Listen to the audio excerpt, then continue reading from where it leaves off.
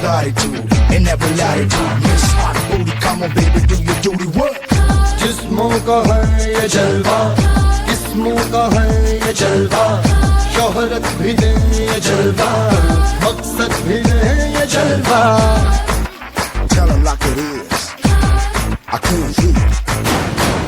दिलकश लगे ये जलवा, महकश लगे ये जलवा, नशा ही नशा ये जलवा, मजा ही मजा,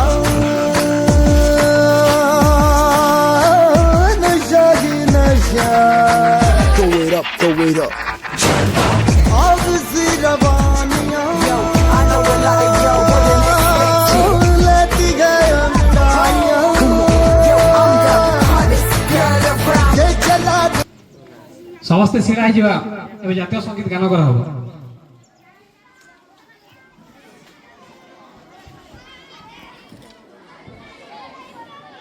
ऑल साउंड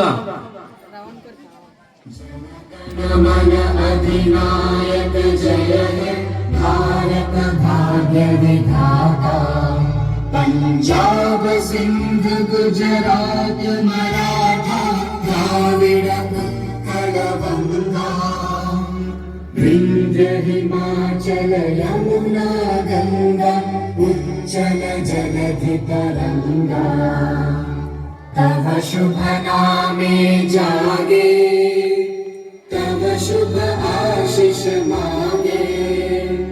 गाहे तव जय गाथा, जन गण मंगलदायक जय हे भारत भाग्य विधाता. जय हे जय हे जय हे जय जय जय जय हे. यह शिष्टाचार शिक्षा आचरण एवं लोकतंत्र मूल्यबोधर शिखिबार एक श्रेष्ठ मंच. मु सदस्यों को अनुरोध करुची सदनर नियम मानतु, सम्मानजनक भाव में आलोचना करंतु एवं देश और समाज पर उपयोगी प्रस्ताव रखंतु. यह सहित मु सदन को अधिकारी भाव में आरंभ घोषणा करुची. मु आग्रह करुची सेक्रेटरी जनरल को से आज एजेंडा घोषणा करिवे. धन्यवाद स्पीकर महोदया. आजिकार एजेंडा गुड़िक है नूतन सांसद मान शपथ घोषणा, शून्य काल, प्रश्न काल, लेजिस्लेटिव बिजनेस. एजेंडार प्रथम पर्यायर मु नवनिर्वाचित सदस्य मानू शपथ पाठ पर अनुरोध करी. प्रतिमा कर्ण महोदया पद ग्रहण करिवे. आपण केउ भाषा रे शपथ ग्रहण करिवे? ओडिया भाषा रे. मु प्रतिमा कर्ण लोकसभार बलांगीर संसदीय क्षेत्रर सदस्य निर्वाचित होई ईश्वर नाम रे शपथ करुछि जे मु विधि द्वारा स्थापित भारत संविधान प्रति प्रकृत श्रद्धा और निष्ठा रखिबि. मु भारतर सार्वभौमत्व और अखंडता बजाय रखिबि एवं जेउ पदवी मु ग्रहण करिबाकु जाउछि ताहार कर्तव्य श्रद्धापूर्वक निर्वाह करिबि. जय हिंद.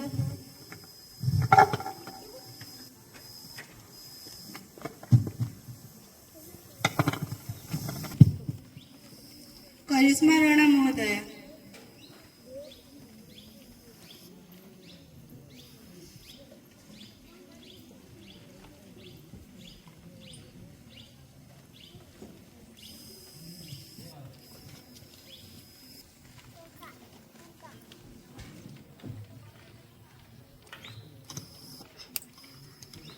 आपण शपथ ग्रहण करिवे ना घोषणा करिवे? शपथ ग्रहण करिवे. आपण केउ भाषा रे शपथ ग्रहण करिवे? हिंदी में. मैं करिश्मा राणा जो बीकानेर लोकसभा का सदस्य निर्वाचित हुई हूँ, सत्य निष्ठा से प्रतिज्ञा करती हूँ कि मैं विधि द्वारा स्थापित भारत के संविधान के प्रति सच्ची श्रद्धा और निष्ठा रखूंगी. मैं भारत के प्रभुता और अखंडता अक्षुण्ण रखूंगी तथा जिस पद को मैं ग्रहण करने वाली हूँ उसके कर्तव्य का श्रद्धापूर्वक निर्वहन करूंगी. मैं मंत्री के रूप में अपने देश के हित के लिए कोई भी गुप्त तथ्य प्रकट नहीं करूंगी. जय हिंद, जय भारत.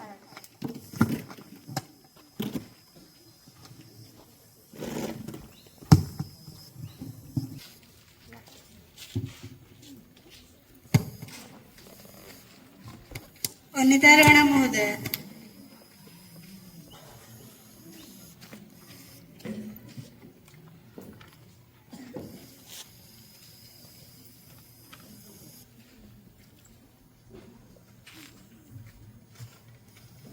ଆପଣ ଶପଥ ଗ୍ରହଣ କରିବେ ନା ଘୋଷଣା କରିବେ? ଶପଥ ଗ୍ରହଣ କରିବି।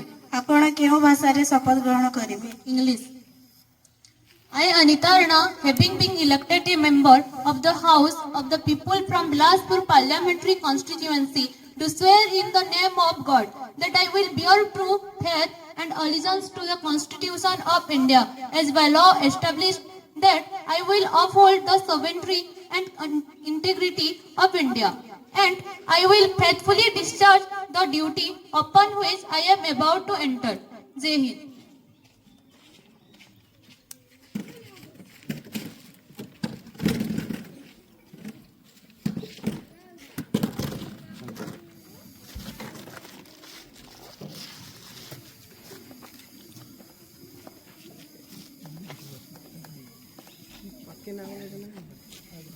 ନବନିର୍ବାଚିତ ସମସ୍ତ ସଦସ୍ୟମାନଙ୍କୁ ପୃଥିବୀର ବୃହତ୍ତମ ଗଣତାନ୍ତ୍ରିକ ରାଷ୍ଟ୍ର ଲୋକସଭାକୁ ସ୍ୱାଗତ କରୁଛି।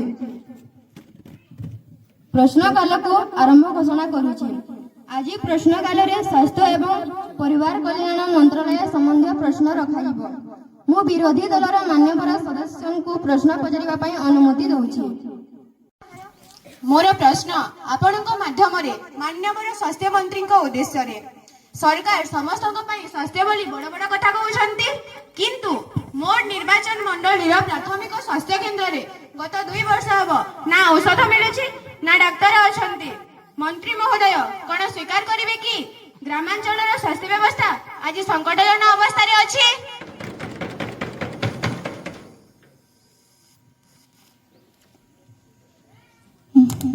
ମାନ୍ୟବର ସ୍ୱାସ୍ଥ୍ୟମନ୍ତ୍ରୀ ସଦସ୍ୟଙ୍କ ପ୍ରଶ୍ନର ଉତ୍ତର ରଖନ୍ତୁ। ବାଚସ୍ପତି ମହୋଦୟା, ବିରୋଧୀ ଦଳର ସଦସ୍ୟଙ୍କ ଚିନ୍ତା ପାଇଁ ଧନ୍ୟବାଦ, କିନ୍ତୁ ମୁଁ ଗୃହକୁ ଜଣାଇବାକୁ ଚାହେଁ ଯେ ଜାତୀୟ ଗ୍ରାମୀଣ ସ୍ୱାସ୍ଥ୍ୟ ମିଶନ ଅଧୀନରେ ଚଳିତ ବର୍ଷ 15% ବୃଦ୍ଧି କରାଯାଇଛି। ଆମେ ଖୁବ୍ ଶୀଘ୍ର ପ୍ରତି ପଞ୍ଚାୟତରେ ଟେଲିମେଡିସିନ ସେବା ଆରମ୍ଭ କରୁଛୁ, ଯାହାଦ୍ୱାରା ଗାଁର ଲୋକମାନେ ଭିଡିଓ କଲ୍ ମାଧ୍ୟମରେ ବଡ଼ ଡାକ୍ତରଙ୍କ ସହ ପରାମର୍ଶ କରିପାରିବେ। ଆମ ସ୍ୱାସ୍ଥ୍ୟ ବ୍ୟବସ୍ଥା ସଙ୍କଟରେ ନାହିଁ, ବରଂ ଏହା ଦ୍ରୁତଗତିରେ ସଂସ୍କାର ପଥରେ ଅଛି। ମନ୍ତ୍ରୀ ମହୋଦୟା, ଭିଡିଓ କଲ୍ ଦ୍ୱାରା ରୋଗୀର ଅସ୍ତ୍ରୋପଚାର ହୋଇପାରିବ ନାହିଁ। ଆମକୁ ଡାକ୍ତର ଦରକାର, କମ୍ପ୍ୟୁଟର ନୁହେଁ। ନିରବତା ରକ୍ଷା କରନ୍ତୁ।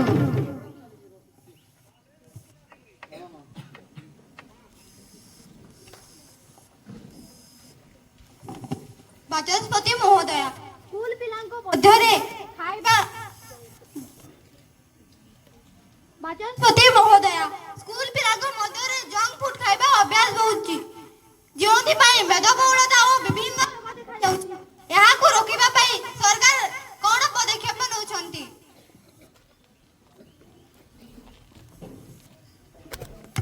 ମାନବୀୟ ସଦସ୍ୟ ଏକ ଅତି ଗୁରୁତ୍ୱପୂର୍ଣ୍ଣ ପ୍ରଶ୍ନ ପଚାରିଛନ୍ତି। ଆମେ ଶିକ୍ଷା ମନ୍ତ୍ରାଳୟ ସହିତ ମିଶି ସ୍କୁଲ ମାନଙ୍କରେ ସ୍ୱାସ୍ଥ୍ୟ ସଚେତନତା କାର୍ଯ୍ୟକ୍ରମ ଆରମ୍ଭ କରୁଛୁ। ବିଦ୍ୟାଳୟ ପରିସରରେ କ୍ଷତିକାରକ ଖାଦ୍ୟ ବିକ୍ରୟ ଉପରେ କଟକଣା ଲଗାଯାଉଛି ଏବଂ ପ୍ରତିଦିନ ଯୋଗ ଓ ବ୍ୟାୟାମକୁ ବାଧ୍ୟତାମୂଳକ କରାଯାଉଛି।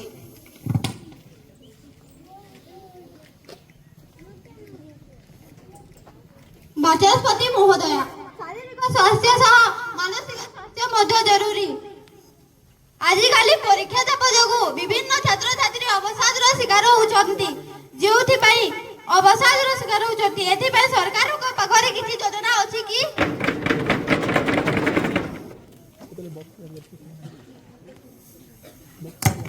ମହୋଦୟା, ଆମେ ଏଥିପାଇଁ ଏକ 24 ଘଣ୍ଟିଆ ହେଲ୍ପଲାଇନ୍ ନମ୍ବର ଜାରି କରିଛୁ।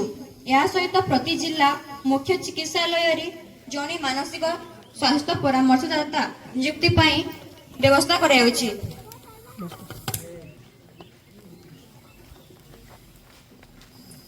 माना कि तेरे दीद की काबिल नहीं हूँ मैं, वाह वाह वाह वाह। माना कि तेरे दीद की काबिल नहीं हूँ मैं, तू मेरा शौक तो देख, मेरा इंतजार तो देख। इसीलिए ये जो सरकारी दल चुप साधे बैठी है, आंखों पर गांधारी जैसी पट्टी बांधी बैठा है, इसीलिए चौराहे पर सब पर्दे खोलूंगा मैं, चाहे सूली पर टंग जाऊं, मन का सच बोलूंगा मैं।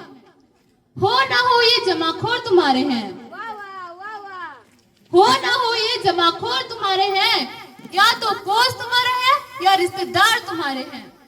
कलम सत्य की धर्मपीठ है सत्यम शिवम सुंदरम गाती है, राजा भी अपराधी हो तो सीना ठोक कर बताती है।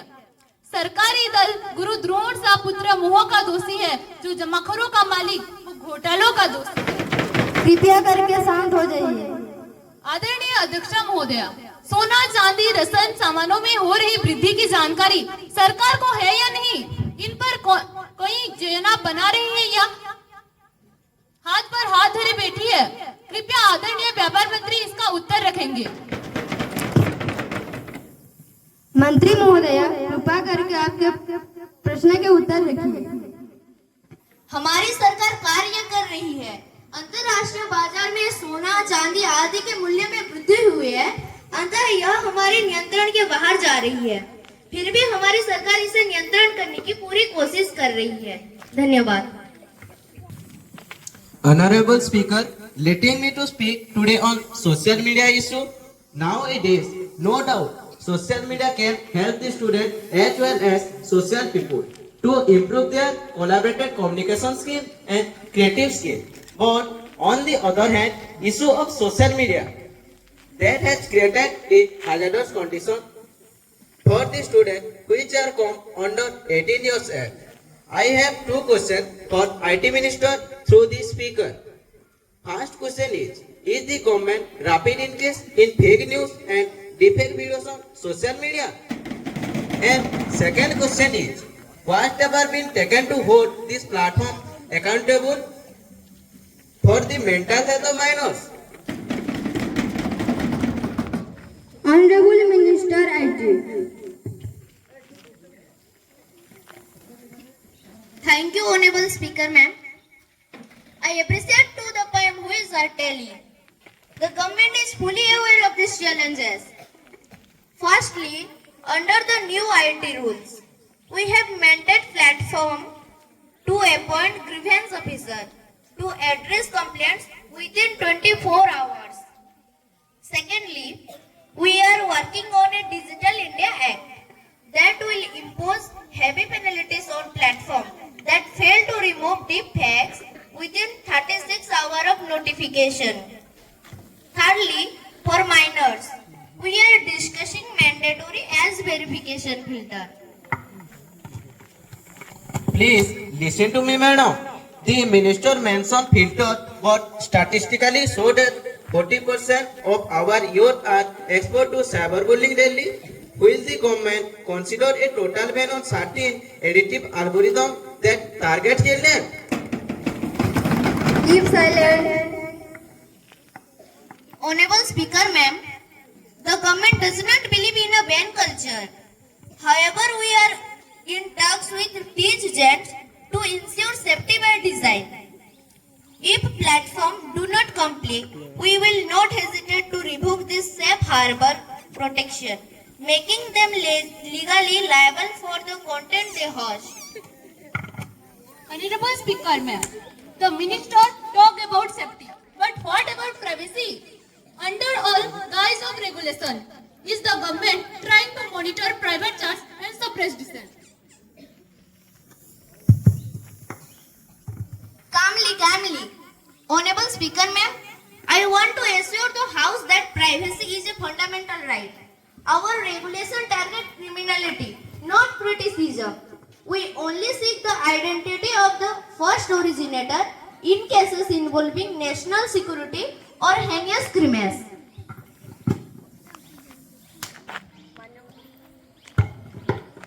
मान्यवर अध्यक्ष महोदय, राज्य रे समस्तक ପାଇଁ ଶିକ୍ଷା एजुकेशन फॉर ऑल नीति कार्यकारी हेउतले है विभिन्न जिल्ला रे विद्यालय छाडुଥିବା छात्र छात्री ड्रॉप आउट का संख्या वृद्धि पाइबा एक चिंतार विषय होइछि। एई परिप्रेक्षी रे मु मान्यवर विद्यालय और गणशिक्षा मंत्री को केतेक प्रश्न पचारुछि। गत 3 वर्ष मध्य राज्य रे प्राथमिक और माध्यमिक स्तर रे शिक्षादान अधारु छाडुଥିବା ड्रॉप आउट छात्र छात्री वर्षवारी परिसंख्यान केते आपण उत्तर दे पारिबे कि? सरकारी संचालित सर्वे अनुसार छात्र छात्री माने पाठपढ़ा छाड़िबार प्रमुख कारण गुड़िक कौन बोली सरकार चिन्हट करिसेंती। एई हार को ह्रास करबा पई सरकार केउ स्वतंत्र पदक्षेप ग्रहण करिसेंती किंबा करबा को योजना रखिसेंती? आर्थिक अनग्रसर और सामाजिक दृष्टि दुर्बल श्रेणी छात्र छात्री को पुनः शिक्षादान मूल स्रोत को आनिबा पई कोनोसी नूतन विशेष सहायता राशि वा योजनार व्यवस्था अछि कि ए गुरुतर समस्या समाधान पई सरकार को अभिमुख्य संपर्क स्पष्ट सूचना प्रदान करबा को मो अनुरोध करछि। मान्यवर शिक्षा मंत्री स्पीकर महोदय, छात्र छात्री ड्रप आउट होवा समस्या आम देशर भविष्य को प्रभावित करुछि कारण आज छात्र आगामी कालीर नागरिक। ड्रप आउट समस्यार अनेक कारण रही सेगुड़िक है छात्र छात्री परिवार आर्थिक समस्या, पारिवारिक दायित्वर अभाव, पाठ पढ़ार आग्रह अभाव, घर ठार स्कूल दूरता और शिक्षकर अभाव इत्यादि। आर्थिक अभाव दूर करने सरकार समस्त मागणा शिक्षा और श्रेणी गृह वृत्तिर व्यवस्था करिसंती। मध्याह्न भोजन योजना पिलामानंकु विद्यालय प्रति आकृष्ट करुछि। चलित वर्ष सरकार अभिभावक मानंकु काउंसेलिंग करी और स्किल ट्रेनिंग माध्यम रे ड्रप आउट हार को सर्वनिम्न करबा पई चेष्टा करुछि।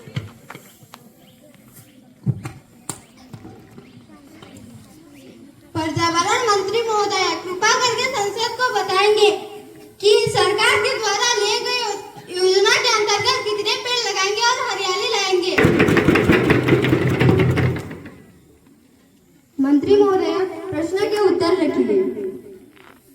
माननीय अध्यक्ष महोदय, मैं पूरे सदन को बताना चाहूंगी इस 2026-27 वर्ष में हमारी सरकार पूरे देश में 10 करोड़ से ज्यादा पेड़ लगाने की योजना बना रही है जो बहुत ही जल्दी कार्य में लाया जाएगा। हम चाहते हैं पूरा देश हरा भरा हो और ग्लोबल वार्मिंग कम हो जाए। धन्यवाद। शांत हो जाइए, शांत हो जाइए। मान्यवर वाचस्पति महोदय, मुझे सरकार को पचराबार लगे चाहूचे जे आमर अंचल चाषी हैरान हेउछन। मंडी ने धान करी करी पचुचे हेले सरकार सुइछन। टोकन नहीं मिलबार की धान नहीं उठबार। सरकार खाली भाषण देबे कि चाषी को दुख भी बुझबे। सरकार इतना जवाब मान्यवर कृषि मंत्री ए प्रश्न उत्तर दौन। धन्यवाद वाचस्पति महोदय। विरोधी बहन कथा कहउछन सेटा पूरा सद नुहे। किछि मंडी ने समस्या थिला सेटा हमें ठीक कर देछु।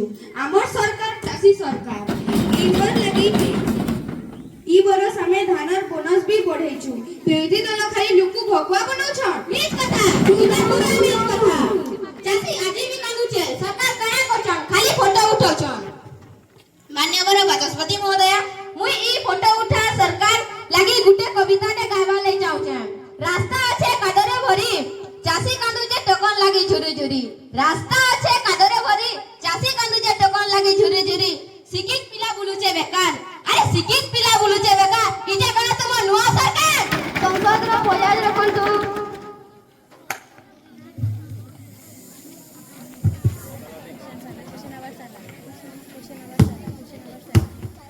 का अनुमति हो तो मैं कुछ कहना के लिए चाहूंगी। ठीक है, बोलिए।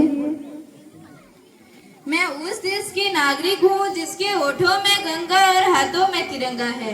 वो देश जो कभी सत्यम शिवम सुंदरम, कभी वंदे मातरम, कभी पंजाब सिंध गुजरात मराठा द्रविड़ उत्कल बंग है। मैं उस देश की नागरिक हूँ जो हर ठुकराए हुए का शरण स्थली बन जाता है और 7 समुंदर पार परदेशियों को भी अपने ब्रदर एंड सिस्टर कहकर बुलाता है। यही प्रेम की पूज्य भूमि भारतवर्ष कहलाता है, भारतवर्ष कहलाता है। जय हिंद, वंदे मातरम।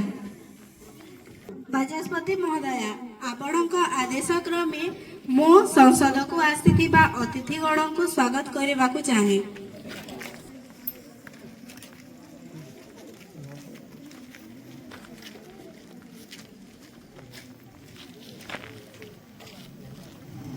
यदि बाचस्पति मैडम अनुमति मिले ताले हमर अतिथि महोदय 2 पद वक्तव्य रखिया लागि चाहे। अनुमति प्रदान करागला।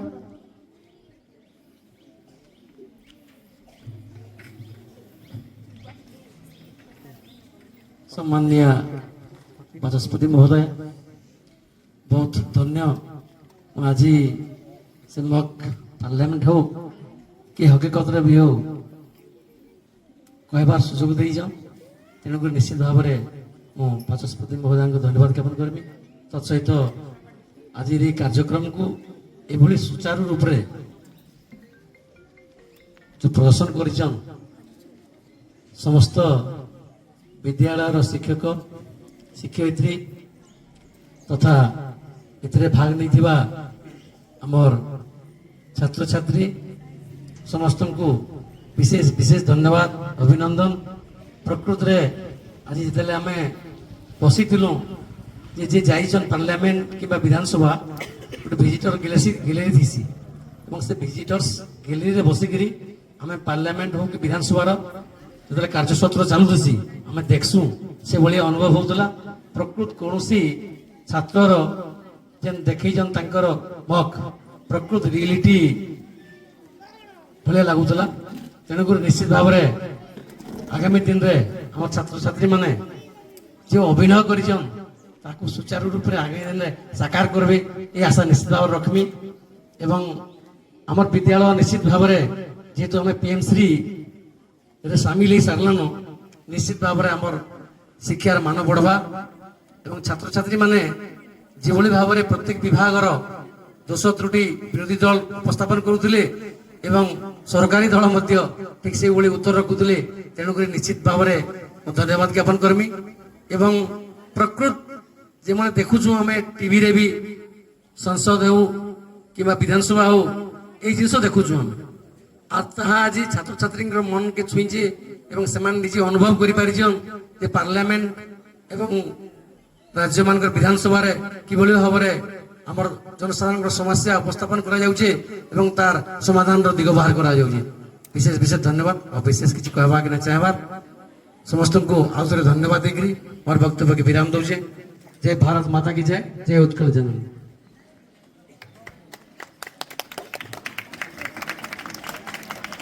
जो सदस्य माने जनसाधारण जरूरी समस्या रखा चाहूँगी से निजर वक्तव्य संक्षेप रखु। धन्यवाद बाचस्पति महोदय। मु आपनक जरिए सरकार को दृष्टि आकर्षण करने को चाहूँगी जे गत किछि दिन हम राज्य में कीटनाशक अभाव जो चाषी मैंने बहुत हैरान होती। धान फसल रे पोक लगे आरंभ होगलानी किंतु समन्वय समिति रे औषध मिलूना। यह एक अत्यंत जरूरी विषय। सरकार एप्रति तुरंत पदक्षेप नियंतु। शांति श्रृंखला बजाय रखु। ठीक अच्छे आपण बसंत मान्यवर कृषि मंत्री यहाँ नोट करंतु।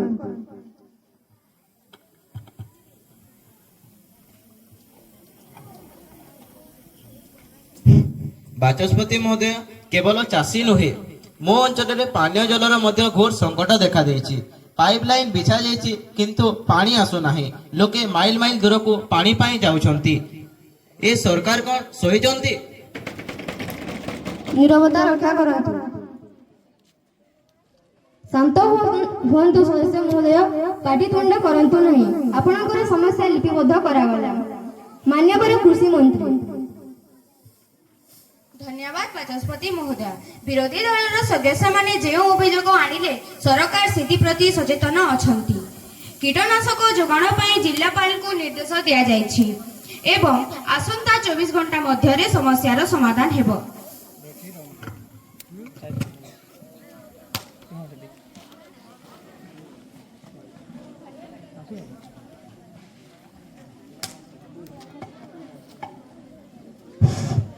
धन्यवाद बाचस्पति महोदय। आज मु एक अत्यंत संवेदनशील विषय परिवेश प्रदूषण उपरे गृह को दृष्टि आकर्षण करुछि। आम राज्यर मुख्य नदी गुड़िक आज कारखाना विषाक्त वर्ष वस्तु जो नाड़ परिणत है।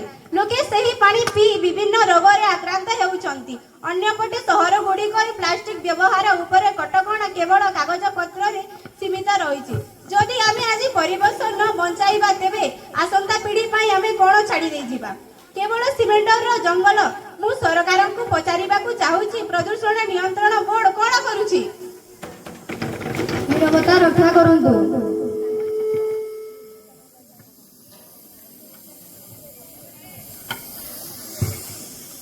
बाचस्पति महोदय, मो सदस्यों कथा सह सहमत। शिल्पायन नाम हजार हजार गछ कटा जाउछि। जंगल कहवा जो जंतु माने गाँ भीतर को पशि आसुचंती। परिवेश रो संतुलन संपूर्ण बिगिड़ी गलानी। सरकार एथि कठोर आणंतु।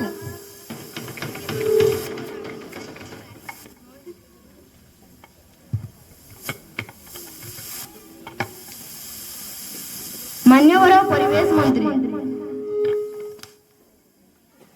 ବାଚସ୍ପତି ମହୋଦୟା, ସଦସ୍ୟଙ୍କ ଚିନ୍ତା ଯଥାର୍ଥ, କିନ୍ତୁ ଆମ ସରକାର ପରିବେଶ ସୁରକ୍ଷା ପାଇଁ ଅନେକ ପଦକ୍ଷେପ ନେଇଛନ୍ତି। ଚଳିତ ବର୍ଷ ଆମେ ଲକ୍ଷ ଲକ୍ଷ ବୃକ୍ଷରୋପଣର ଲକ୍ଷ୍ୟ ରଖିଛୁ।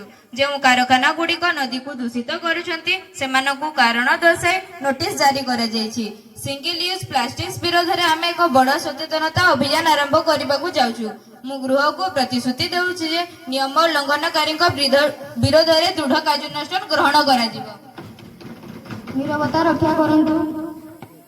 ପରିବେଶ ହେଉଛି ଜୀବନ। ମୁଁ ଆଶା କରୁଛି ସରକାର ଏହି ବିଷୟରେ ଆଉ କେବଳ ଘୋଷଣା ନ କରି ବାସ୍ତବ କ୍ଷେତ୍ରରେ କାମ କରିବ। ପରବର୍ତ୍ତୀ ସଦସ୍ୟ ନିଜର ବକ୍ତବ୍ୟ ରଖନ୍ତୁ। ଧନ୍ୟବାଦ ବାଚସ୍ପତି ମହୋଦୟା। ଆଜି ମୁଁ ଅତ୍ୟନ୍ତ ଦୁଃଖର ସହ ଏହି ଗୃହର ଦୃଷ୍ଟି ଆକର୍ଷଣ କରୁଛି ଯେ ମୋ ନିର୍ବାଚନ ମଣ୍ଡଳୀର ମୁଖ୍ୟ ରାଜପଥ ଆଜି ମରଣ ଯନ୍ତା ପାଲଟିଛି। ରାସ୍ତାରେ ଏତେ ବଡ଼ ବଡ଼ ଖାଲ ହୋଇଯାଇଛି ଯେ ଗାଡ଼ି ଚଲାଇବା ତ ଦୂରର କଥା, ଚାଲିବା ମଧ୍ୟ କଷ୍ଟକର ହୋଇପଡ଼ିଛି। ଗତ ସପ୍ତାହରେ ସେହି ଖାଲ ଯୋଗୁଁ ଏକ ବଡ଼ ଦୁର୍ଘଟଣା ଘଟି ଜଣେ ସାଧାରଣ ଲୋକର ଜୀବନ ଚାଲିଗଲା। କିଏ ଦେବ ସେହି ପରିବାରକୁ ନ୍ୟାୟ? ସରକାର କେବଳ ଟେଣ୍ଡର କରୁଛନ୍ତି, କିନ୍ତୁ କାମ କିଛି ହେଉନାହିଁ। ଠିକାଦାର ଓ ବିଭାଗୀୟ ଯନ୍ତ୍ରୀଙ୍କ ମଧୁଚନ୍ଦ୍ରିକା ଯୋଗୁଁ ଜନସାଧାରଣ ହଇରାଣ ହେଉଛନ୍ତି।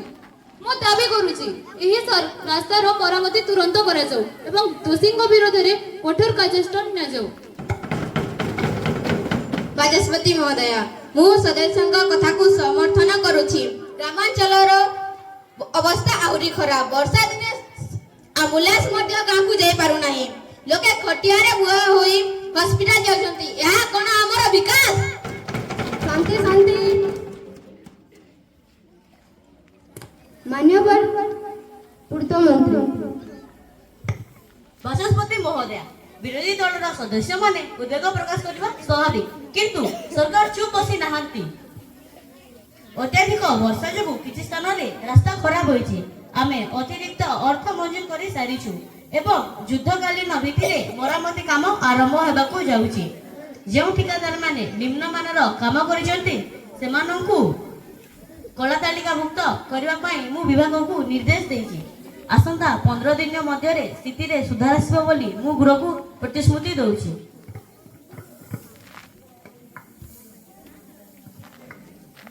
ମନ୍ତ୍ରୀ ମହୋଦୟ, ଆପଣ ଯେଉଁ ପ୍ରତିଶ୍ରୁତି ଦେଲେ ତାର ବିସ୍ତୃତ ରିପୋର୍ଟ ଆସନ୍ତା ସପ୍ତାହ ସୁଦ୍ଧା ମୋ ପାଖରେ ଦାଖଲ କରନ୍ତୁ। ଆଜ୍ଞା ମ୍ୟାଡାମ। ଜନସାଧାରଣଙ୍କର ସୁରକ୍ଷା ସହିତ କୌଣସି ବୁଝାମଣା କରାଯାଇପାରିବ ନାହିଁ। ଆଜିର ସଭାକୁ ମଧ୍ୟାହ୍ନ ଭୋଜନ ପାଇଁ ମୁଲତବୀ ରଖାଗଲା।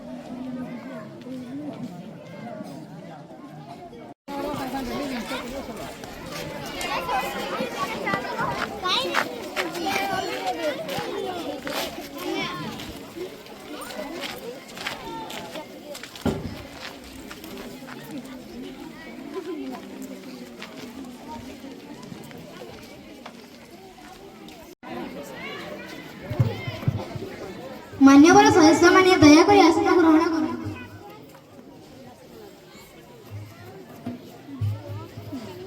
ଆଜିର ଦ୍ୱିତୀୟ ଅଧିବେଶନ ସଭାକୁ ସମସ୍ତଙ୍କୁ ସ୍ୱାଗତ କରାଗଲା। ମାନ୍ୟବର ସଦସ୍ୟମାନେ, ଆଜି ଆମେ ଦେଶର ଭବିଷ୍ୟତ ଅର୍ଥାତ୍ ଶିଶୁମାନଙ୍କ ସ୍ୱାସ୍ଥ୍ୟ ସହ ଜଡ଼ିତ ଏକ ଅତି ଗୁରୁତ୍ୱପୂର୍ଣ୍ଣ ବିଲ୍ ଉପରେ ଚର୍ଚ୍ଚା କରିବା। ମୁଁ ମାନ୍ୟବର ଖାଦ୍ୟ ପ୍ରକ୍ରିୟାକରଣ ଏବଂ ଶିଶୁ କଲ୍ୟାଣ ମନ୍ତ୍ରୀଙ୍କୁ ବିଲ୍ ଉପସ୍ଥାପନ କରିବାକୁ ଅନୁରୋଧ କରୁଛି। ସତୀ ମହୋଦୟା, ମୁଁ ଶିଶୁ ପୋଷଣ ଏବଂ ନିରାପଦ ଖାଦ୍ୟମାନଙ୍କ ବିଲ୍ 2026 ଆଗତ କରୁଛି। ମହୋଦୟା, ଆଜି ବଜାରରେ ମିଳୁଥିବା ଶିଶୁ ଖାଦ୍ୟରେ ଅତ୍ୟଧିକ ଚିନି, ଲୁଣ ଏବଂ କ୍ଷତିକାରକ ପ୍ରିଜର୍ଭେଟିଭ୍ ବ୍ୟବହାର କରାଯାଉଛି। କମ୍ପାନୀ ଗୁଡ଼ିକ ବିଜ୍ଞାପନ ଜରିଆରେ ମିଛ କହି ମାଆମାନଙ୍କୁ ବିଭ୍ରାନ୍ତ କରୁଛନ୍ତି। ଏହି ବିଲ୍ର ମୁଖ୍ୟ ବିନ୍ଦୁଗୁଡ଼ିକ ହେଲା ପ୍ରତ୍ୟେକ ଶିଶୁ ଖାଦ୍ୟ ପ୍ୟାକେଟ୍ ଉପରେ ସମସ୍ତ ଉପାଦାନ ସ୍ପଷ୍ଟ ଭାବେ ବଡ଼ ଅକ୍ଷରରେ ଲେଖିବା ବାଧ୍ୟତାମୂଳକ। ଅତ୍ୟଧିକ ଚିନି ବା ହାଇ ଫ୍ରୁକ୍ଟୋଜ କର୍ଣ୍ଣ ସିରପ ଥିବା ଖାଦ୍ୟ ଉପରେ ସମ୍ପୂର୍ଣ୍ଣ ନିଷେଧାଦେଶ। FSSAI କୁ ଅଧିକ କ୍ଷମତା ପ୍ରଦାନ କରାଯିବ। ସେମାନେ ଯେକୌଣସି ସମୟରେ କାରଖାନା ଯାଞ୍ଚ କରିପାରିବେ ଏବଂ ନିମ୍ନମାନର ଖାଦ୍ୟ ମିଳିଲେ କମ୍ପାନୀର ଲାଇସେନ୍ସ ରଦ୍ଦ କରିବା ସହ 10 କୋଟି ଟଙ୍କାର ଜରିମାନା କରିପାରିବେ। ଆମେ ଆମର ଶିଶୁମାନଙ୍କୁ ଜଙ୍କ ଫୁଡର ଶିକାର ହେବାକୁ ଦେଇପାରିବୁ ନାହିଁ।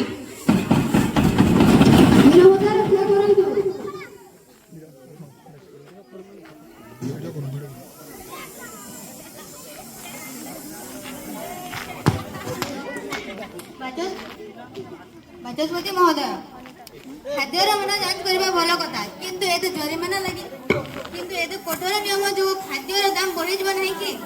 ଯଦି କମ୍ପାନୀ ଗୁଡ଼ିକ ଉପରେ ଏତେ ଜରିମାନା ଲାଗିଯିବ, ସେମାନେ ତାର ବୋଝ ସାଧାରଣ ଜନତା ଉପରେ ପକାଇବେ। ଫଳରେ ଗରିବ ଶିଶୁଟିଏ ପୁଷ୍ଟିସାର ଖାଦ୍ୟ ପାଇବାରୁ ବଞ୍ଚିତ ହେବ। ସରକାର କ'ଣ ଏହି ଦର ବୃଦ୍ଧିକୁ ରୋକିବା ପାଇଁ କିଛି ଯୋଜନା କରିଛନ୍ତି? ସଦନର ମର୍ଯ୍ୟାଦା ରଖନ୍ତୁ। ମନ୍ତ୍ରୀ ମହୋଦୟା, କେବଳ କାଗଜପତ୍ର FSSAI କୁ ମଜବୁତ କଲେ କିଛି ହେବ ନାହିଁ। ଆମେ ଜାଣୁ କିପରି ତଳ ସ୍ତରର ଅଫିସରମାନେ ଲାଞ୍ଚ ନେଇ ମାଲପାସ୍ କରିଦିଅନ୍ତି। ସରକାର କୁହନ୍ତୁ ସେହି ଦୁର୍ନୀତିଖୋର ଅଫିସର ବିରୋଧରେ କ'ଣ କାର୍ଯ୍ୟାନୁଷ୍ଠାନ ନିଆଯିବ? ଆଉ ମନ୍ତ୍ରୀ ମହୋଦୟ କ'ଣ ଗ୍ୟାରେଣ୍ଟି ଦେବେ କି ଏହାପରେ ବଜାରରେ କେବଳ ଶୁଦ୍ଧ ଖାଦ୍ୟ ହିଁ ମିଳିବ? ମାନ୍ୟବର ବାଚସ୍ପତି ମହୋଦୟା, ମୋର ବିରୋଧୀ ବନ୍ଧୁମାନେ ଦର ବୃଦ୍ଧିର ଦାୟୀ ହେଉଛନ୍ତି, କିନ୍ତୁ ଶିଶୁଙ୍କ ଜୀବନ ଠାରୁ କ'ଣ ଟଙ୍କା ବଡ଼? ଆଜି ଛୋଟ ଛୋଟ ପିଲାଙ୍କୁ ମଧୁମେହ ଓ ମେଦବହୁଳତା ହେଉଛି, ଏହାର ଦାୟୀ କିଏ? ଆମେ ଏହି ବିଲ୍ରେ ଡିଜିଟାଲ ଟ୍ରାକିଂ ବ୍ୟବସ୍ଥା ରଖିଛୁ। ପ୍ରତିଟି ବ୍ୟାଚ୍ର ଖାଦ୍ୟ ପରୀକ୍ଷା ରିପୋର୍ଟ ଅନଲାଇନରେ ଉପଲବ୍ଧ ହେବ। କୌଣସି ଅଫିସର ଦୁର୍ନୀତି କଲେ ତାଙ୍କୁ ସିଧା ଜେଲ ପଠାଯିବ। ମହୋଦୟ, ଆମେ ଏପରି ଏକ ଭାରତ ଗଢ଼ିବାକୁ ଚାହୁଁଛୁ ଯେଉଁଠି ପ୍ରତିଟି ଶିଶୁ ସୁସ୍ଥ ଓ ସୁରକ୍ଷିତ ରହିବ।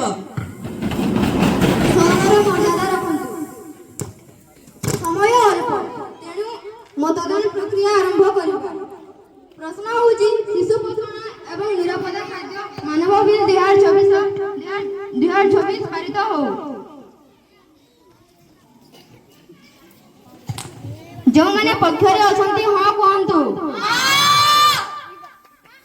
ଯେଉଁମାନେ ବିପକ୍ଷରେ ଅଛନ୍ତି ନାହିଁ କୁହନ୍ତୁ।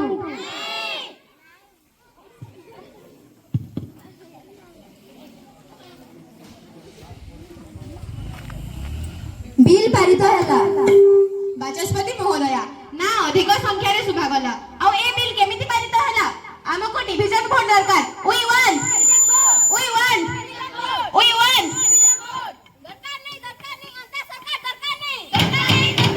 ନିରବତା ରକ୍ଷା କରନ୍ତି, ପାଟୁଦଣ୍ଡ କରନ୍ତି।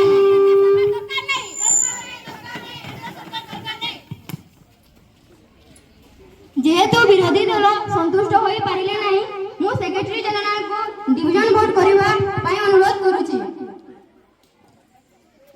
ଧନ୍ୟବାଦ ସ୍ପିକର ମହୋଦୟା, ଗୃହର ସମସ୍ତ ସଦସ୍ୟ ଆପଣମାନଙ୍କ ପାଖରେ ଥିବା ଟ୍ୟାବଲେଟରେ ଭୋଟ ସପକ୍ଷରେ କିମ୍ବା ବିପକ୍ଷରେ ଭୋଟ ଦିଅନ୍ତୁ। ଏହି କାର୍ଯ୍ୟ ପାଇଁ ଆପଣମାନଙ୍କୁ 10 ମିନିଟ୍ ଟାଇମ୍ ଦିଆଗଲା।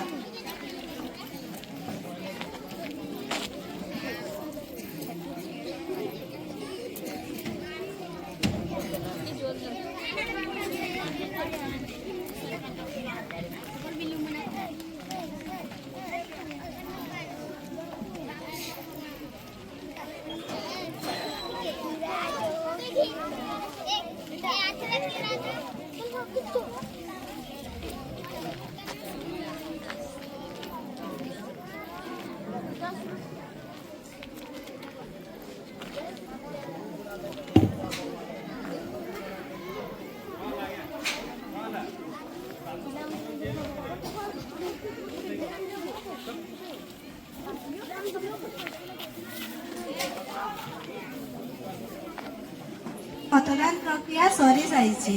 सपक्षरे आसीछि 310 भोट और विपक्षरे आसीछि 230 भोट।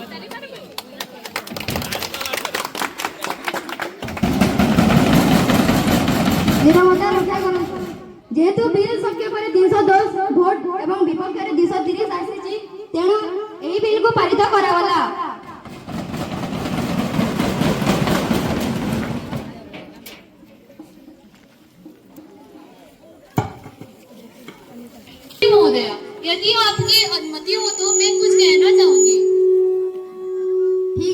आहे.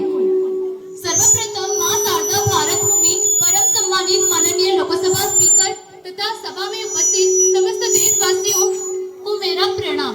वीरता के व्रत से विभूषित नेताजी सुभाष चंद्र बोस, वीर सुरेंद्र साय और पर्वती गिरी का वंशज मैं अनिता राणा मेरी मातृभूमि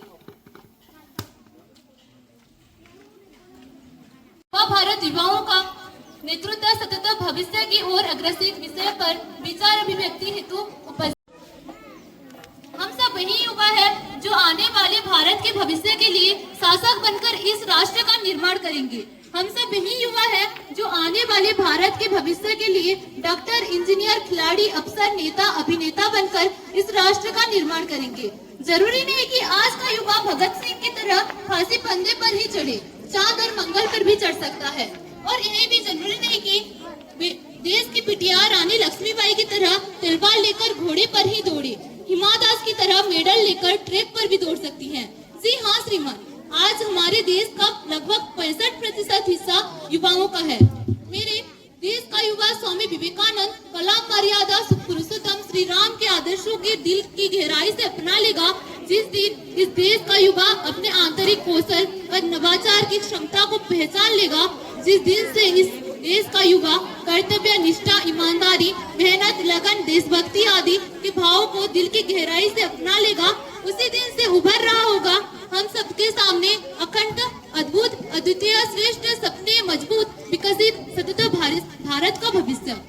अंत में मैं बस इतना कहना चाहूंगी, राष्ट्रीय एकता, एकजुटता सबके साथ और विश्वास से सतत भविष्य की ओर अग्रसित होते होते होते एक दिन पुनः विश्व गुरु का खिताब भारत के ही पास होगा. जब तक सूरज चांद रहे तब तक हिंदुस्तान रहे. जय जवान, जय किसान, जय अनुसंधान, जय हिंद, जय भारत.